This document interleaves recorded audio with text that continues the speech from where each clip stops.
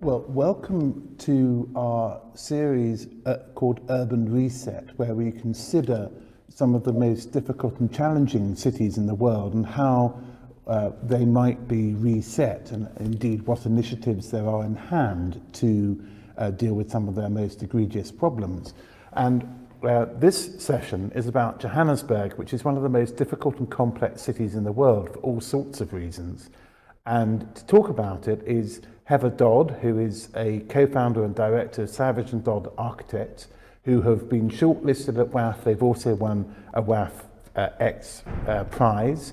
And she is joining us from the South African Highveld, and I understand is very unlikely at the moment to be troubled by a thunderstorm to interfere with her presentation. So Heather, please tell us about what's going on in Johannesburg. Thank you, Jeremy. Hi, my name is Heather Dodd. I'm an architect living and working in Johannesburg, South Africa, a place that if you didn't know where it was last week, you probably do this week.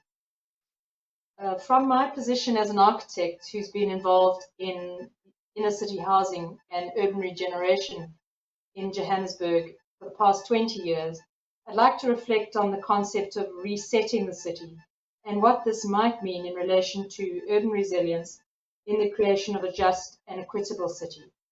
These are important concepts to consider in relation to our and possible futures. At this time of year, looking across one of the largest man-made forests in the world, the city is turned purple, reminding us that summer is here and that we are winding down to the end of the year. Yet South African cities are amongst the most unequal in the world. At the moment, they are broken. Services and infrastructure are down, and local politics fractious and divisive. The challenges seem almost insurmountable. Spatial transition remains one of the most pressing challenges we face. It's been 30 years since the repeal of major apartheid legislation in the early 90s, but the effects are embedded and still resistant to change. The COVID reset surfaced the unresolved issues of structural spatial inequality in our cities. It revealed the serious issues of basic service provision. Listening to some of this morning's presentations, sustainability and achieving carbon neutrality is top of European cities' agendas, as it should be. It is different. Our sustainability is based on the provision of basic services, water, power, refuse removal, and we are still heavily tied, unfortunately, to a carbon economy. The COVID reset also had an element of cognitive dissonance as the spatial and logistical implications of this became clear. April 20th, 2020, celebrating 20 years since the first democratic elections of South Africa, contrasted the long walk to freedom in 1994, the line on the left, the lines of people who waited to vote, with lines of people in 2020 waiting to access shops, food, and pension payouts.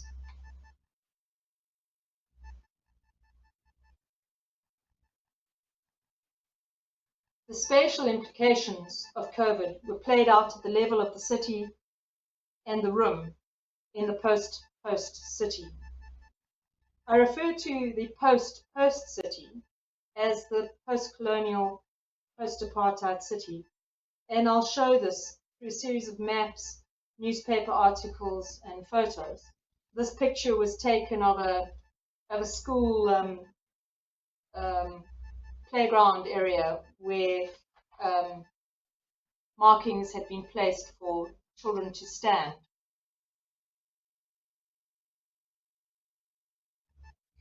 Disease has always been used as a device to restructure cities. The outbreak of bubonic plague in Johannesburg in 1904 was used to enact slum clearances and to remove was a mixed-race, multicultural area, locate the other to newly established township areas that were envisaged as dormitory towns, repositories of workers.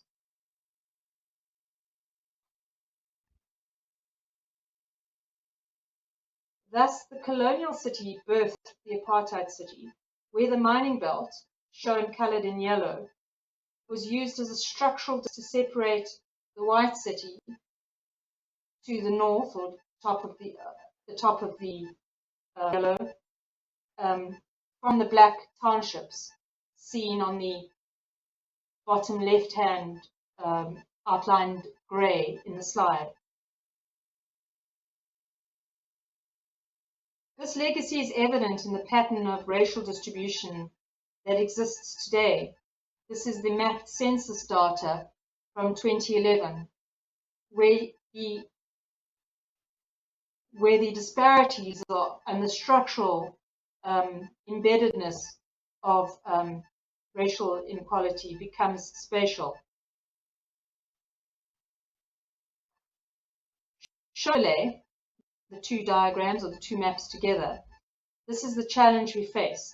A city challenged by its spatial history that we have yet to overcome. And on the bottom left-hand corner of the slide is the area of Soweto.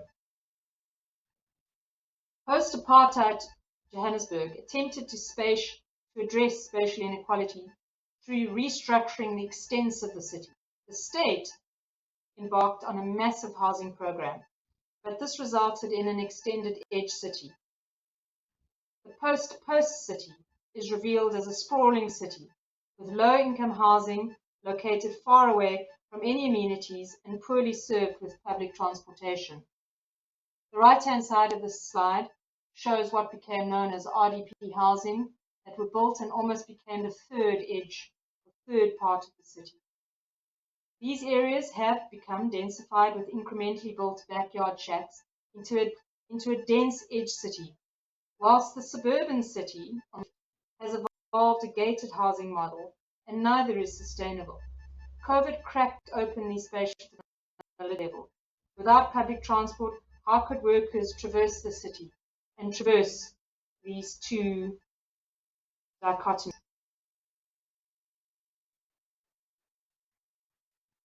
This cognizant dissonance, almost a throwback to the dark days of apartheid, flashbacks with troops patrolling township areas.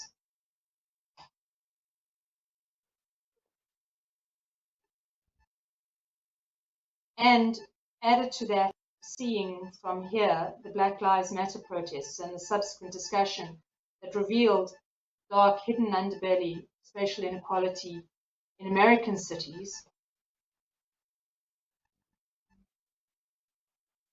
really highlighted that place matters and space matters.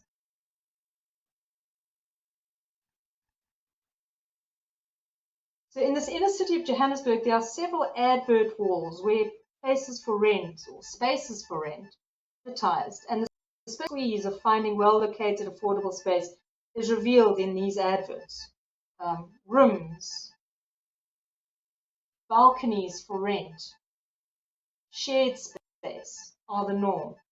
And the space of the individual has become smaller and smaller. And unlike the global move towards smaller and smaller individual spaces in apartments, this is not balanced with public space.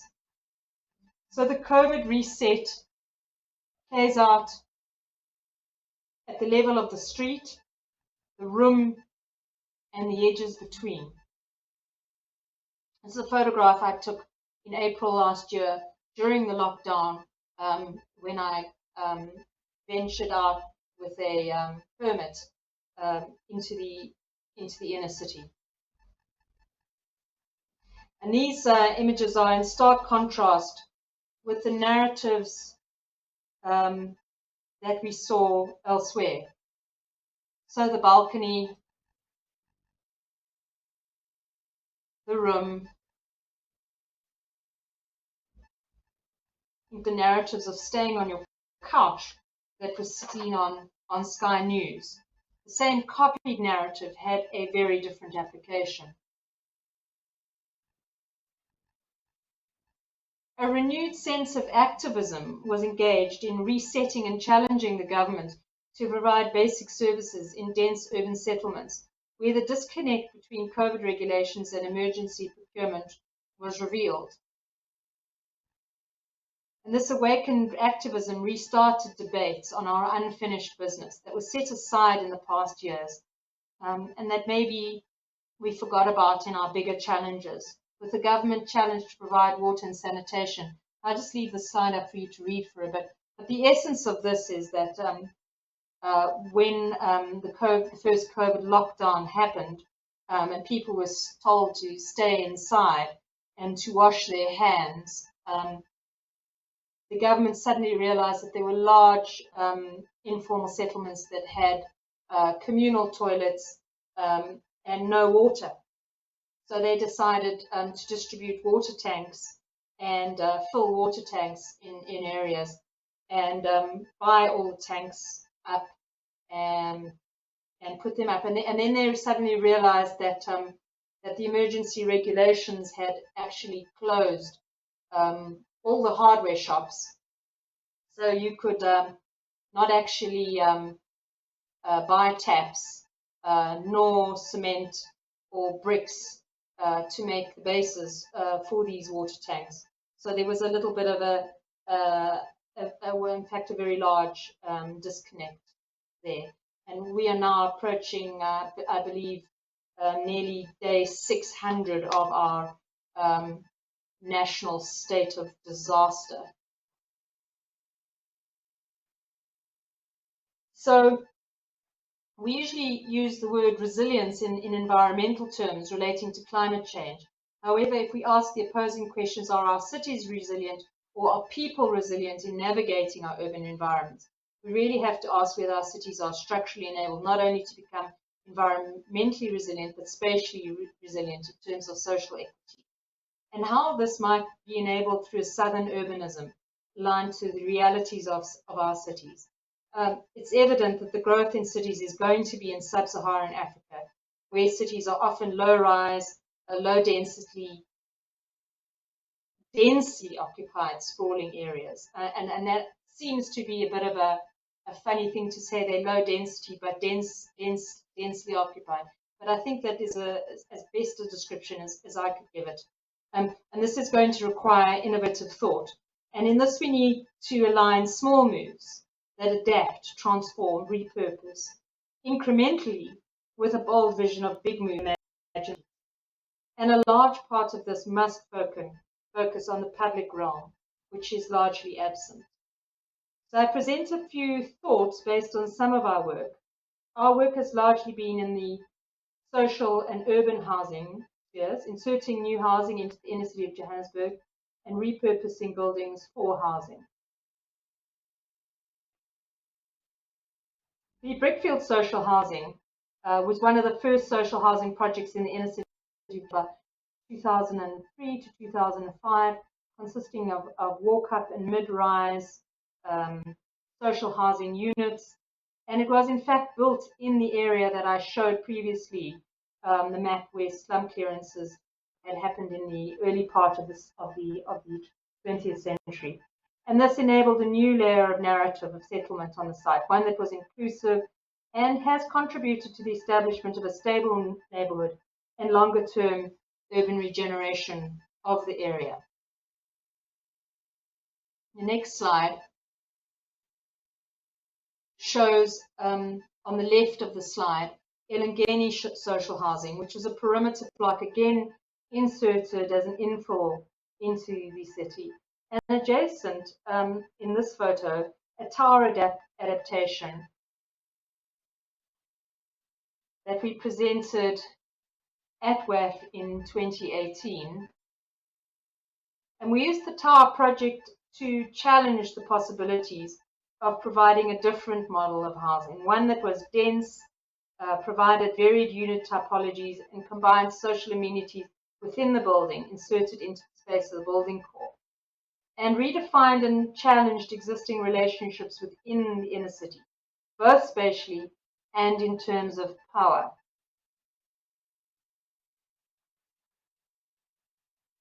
By repurposing our existing infrastructure, we might begin to create a more resilient and equal environment. In these projects, we've evolved a series of spatial tools for transformation. In transforming buildings, we not only achieve physical transformation of the building, but a purposeful contribution to spatial transformation within the urban fabric of the city itself. If we take this approach further, working towards the multifunctional city, we believe that there are opportunities to maximize and repurpose existing infrastructure. And in fact, this project is interesting because after our WAF project in 2018, Paul Finch said, well, or maybe it was you, Jeremy, at our presentation said, well, what could you do next? And this is what we did next, which we reconceptualized a shopping center as a town center. And we thought about the parking deck, not as a parking deck, but as an urban square, and using the core infrastructure, such as parking, to service a larger housing development, which was added on to the overall precinct of the shopping center. The life of the infrastructure is renewed. Again, this meshes together a range of uses instead of separating them. They become dependent on each other for their success. Here we're suggesting that a private entity starts to take on a public function, reinserts itself into the urban realm, and reinvents itself, rather than continuing to exist as a car-centric and increasingly isolated shopping center. Hence the idea from shopping center to town center.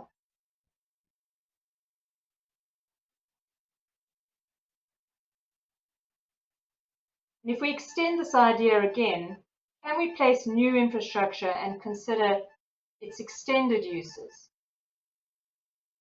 When I was judging at WAF in 2018, this project was part of the category that I judged by Parvanian architects from Helsinki. I'm sure I pronounced that incorrectly, but it's such an interesting project because it was a data center, and it had the opportunity to become a district heating plant. And when I saw this project and I thought about the possibilities of this approach, really intrigued me in the way the waste of a building designed for single use, if correctly sited, could contribute to the city itself. So we looked at this idea of using these kinds of new typologies as generative infrastructures. They kind of were used it as a teaser to spark some debate, and this is a drawing that we made and presented at the Green Building Convention last year in South Africa. And we said, what if buildings like this could be placed in underserviced areas as multifunctional buildings that are community and environmentally positive? Africa is particularly underserviced by data, and these new typologies have really exciting new possibilities. It was also off the back of the fact that it announced that it was going to open a headquarters or a new office in Cape Town on a very, very prime inner city or suburban site that is environmentally very sensitive and a First Nations site and very controversial.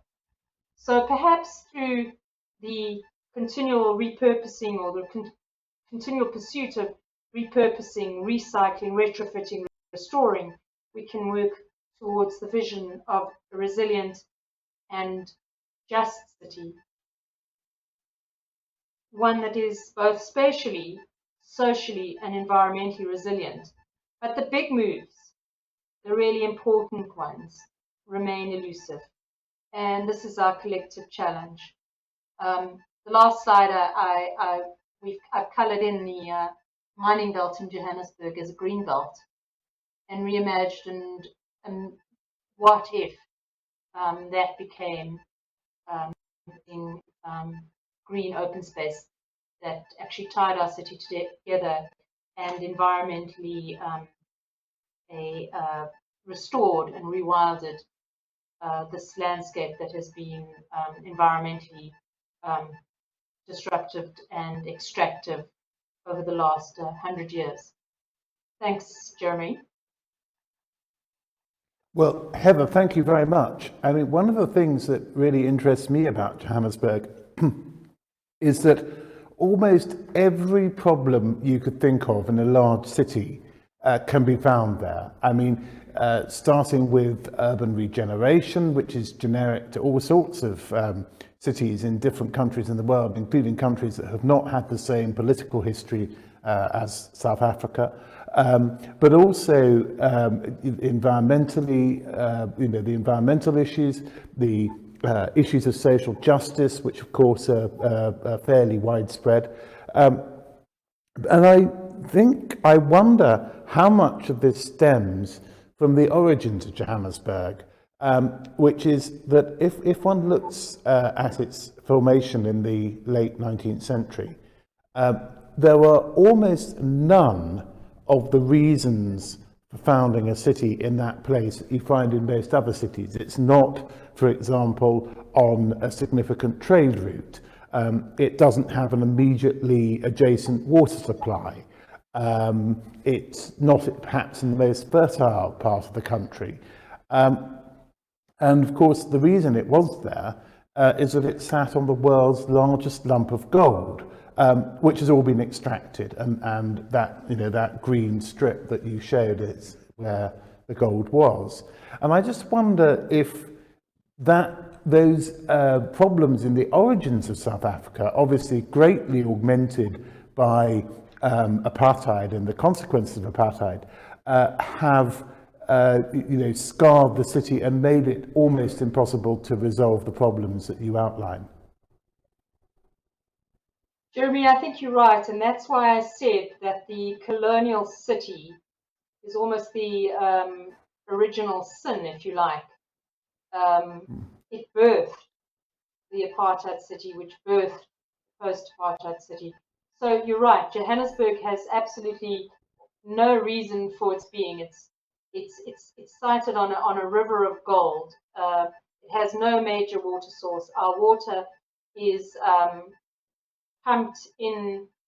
In fact, our major water source is now in Lesotho, in our neighboring country, and is brought in through an enormously complex engineered set of dams and pipes until it gets to the Vaal Dam, which is 100 kilometers away from Johannesburg itself. So extremely problematic, and one wonders if in the future there is a future for Johannesburg. In fact, Johannesburg also sits on what is called the Witwatersrand, which translated means white waters rand, which means it's actually the source of the source of some of the major rivers, although you wouldn't necessarily believe that, and extremely polluted at the moment. So our history is one of extraction. The mining extracted the wealth, and I actually was looking at one of the presentations earlier that looked at from the Bartlett, and he had a very interesting graph where he graphed I think specifically London, and he looked at sort of the major advances in, for instance, drainage, transportation, and so on. And I think you might find that if you had to graph over that map the main key dates of when, for instance, the major investments in cities like London in infrastructure was, it probably correlates to the dates in which the dates of the finding of gold and the major time when that wealth was extracted here. So, I think that those environmental aspects are things that are extremely challenging and are really possibly just things that have sort of been left and that we've had such other big problems that now, when we're starting to look at the broader picture of what a carbon neutral future, what an environmentally sustainable future looks like, I think those are things that we're going to have to re-look at. Yes, I'm sure. And one of the things, what seems to be one of the consequences of apartheid, was that it took the modernist policy of zoning to an absolute extreme. If the modernist policy of zoning meant that different functions, different activities, different parts of the city that in a traditional city had all been jumbled together, and it separated them spatially. Apartheid took that one step further, or maybe more than one step further. And that's why I think your rethinking of the shopping centre is a really interesting project. Because again, shopping centres are a pretty familiar phenomenon across much of the developed world. They're tied up with consumer capitalism and all sorts of other things. But they are monuments to a certain legacy of modernism, which is that you take out a particular activity and you put it in a particular location, you give it a particular spatial zone. And I think trying to find a way of making it multifunctional is really interesting, as indeed you're doing with the data centers. And I wonder if that's something that you find the owners of the buildings, who are presumably developers, and indeed local communities and their political organisations that represent them, are receptive to this, or whether they're resistant to it. Jeremy, that's quite a big question. So firstly, I'd like to say that I think that multifunctionality is the antidote to the problems that we have in our city at the moment. And that's something that we've got to strive for in every single thing that we do, because we simply have got to overcome that that modernist and apartheid thing, which separated not only race but it also separated functions. Added to that, the sort of the post-industrial economy has also stripped out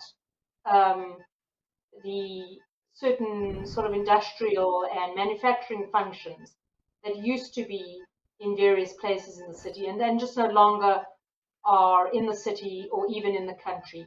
So enormous opportunities there, but so I think that mixed use multifunctional has to be our absolute mantra. But the other thing is that we've pushed so hard to increase the amount of housing in our cities, and often through converting industrial buildings in the last 10 years. But we've had no investment in the public realm. You know, there's the population density has increased and increased. There's been no additional parks, no additional public squares, places to hang out in the city.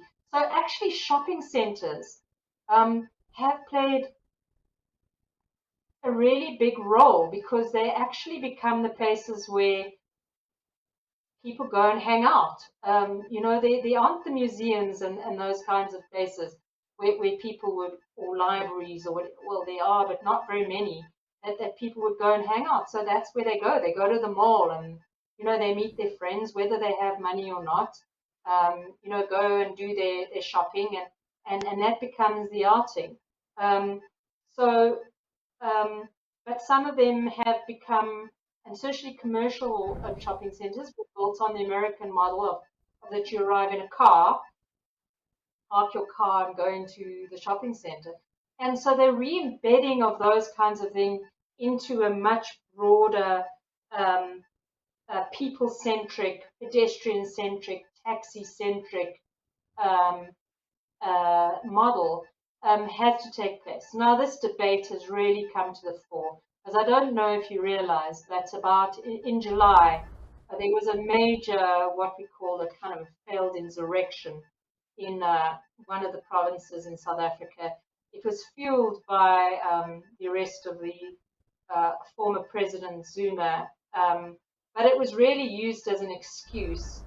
Um, and in that area, shopping centres and malls were targeted, and about 50 billion rands worth of damage was done to property. I think over 200 malls were damaged, some razed to the ground, some major damage, distribution centres, and it was targeted. And so there was a lot of debate, which we did mention in our presentation, about what the future of these places are. Um, are they seen as actually part of communities or just as symbols of capital, extractive capital that just take out of communities and take the money elsewhere?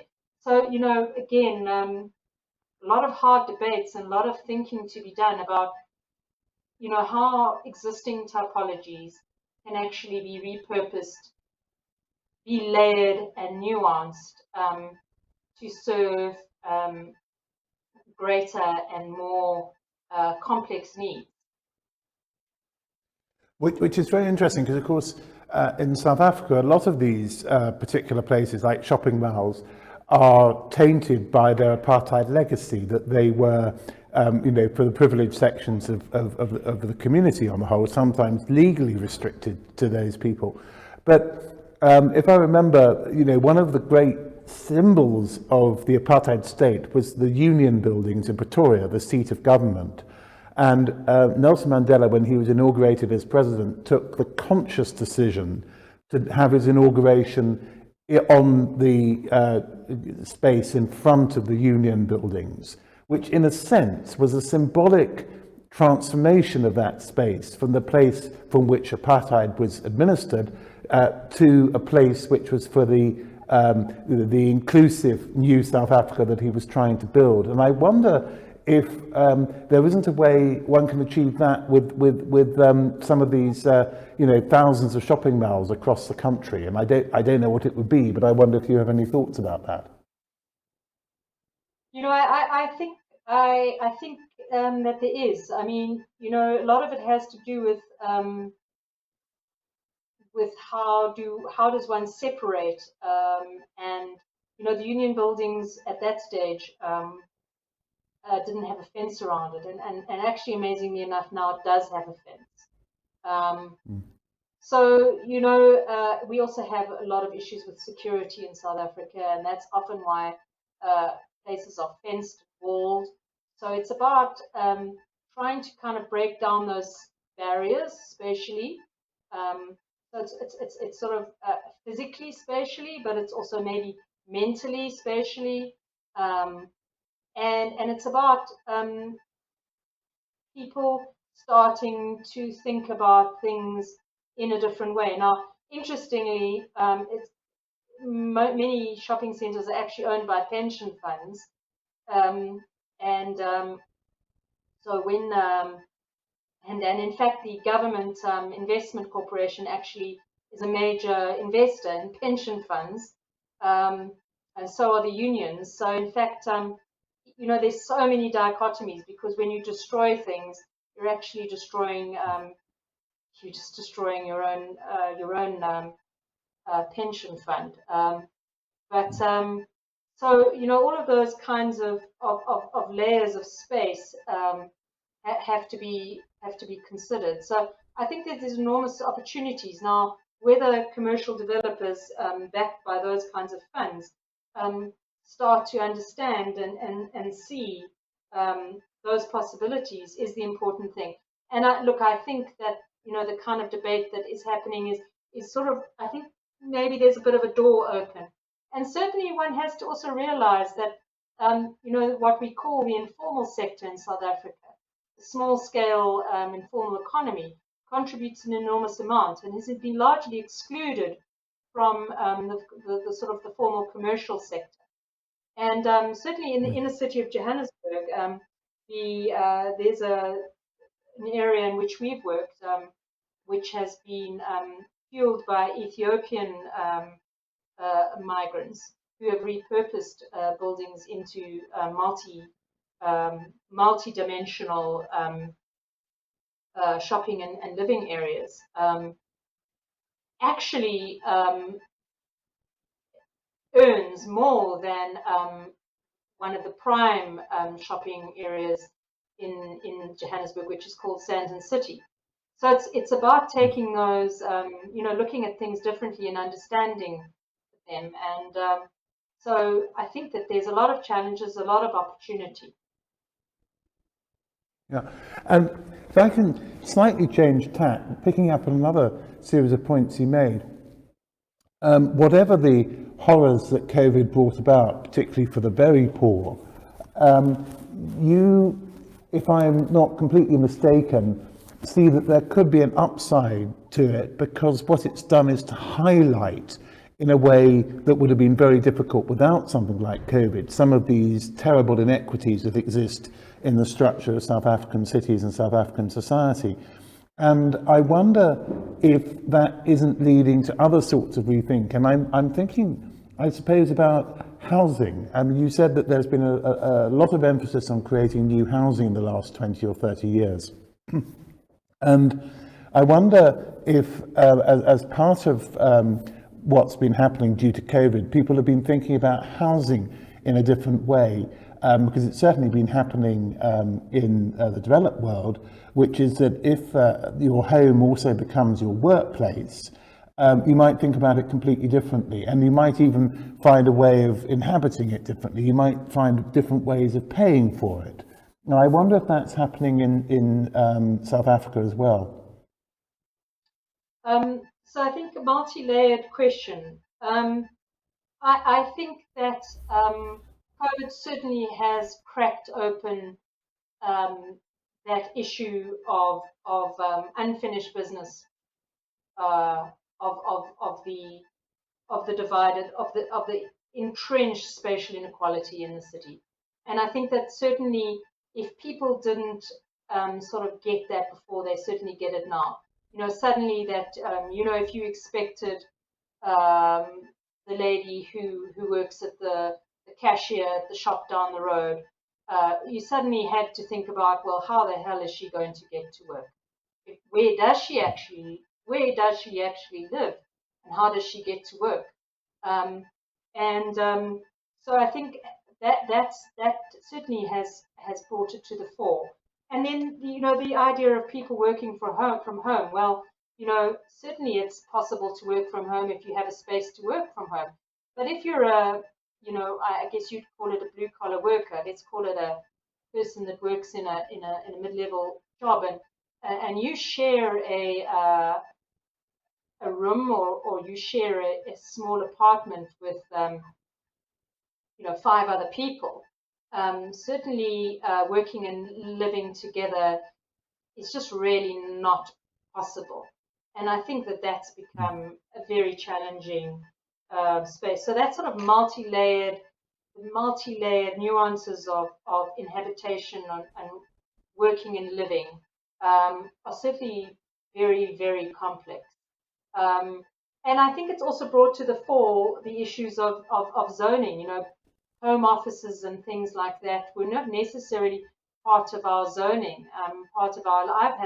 I've had a home office for the past 15 years, but it's sort of a little bit of a push. I certainly push the envelope of what I'm supposed to do on a residential property. So I think those kinds of things are suddenly much, much more nuanced and much, much more open. Well, there's an awful lot more we obviously could talk about, because, as I said in my first comments, I think one of the most interesting things about Johannesburg is that many of the problems it has are generic to other places in the world, but they are particularly intensified by the circumstances of South African history and of Johannesburg's particular history. And it seems to me that we're going to have to leave hanging all sorts of questions about relative interaction between politics, economics, design and space. And I think that really has been the message that you've been trying to put across. So thank you very much for raising some very important issues. Thank you. Thank you for inviting me, Jeremy.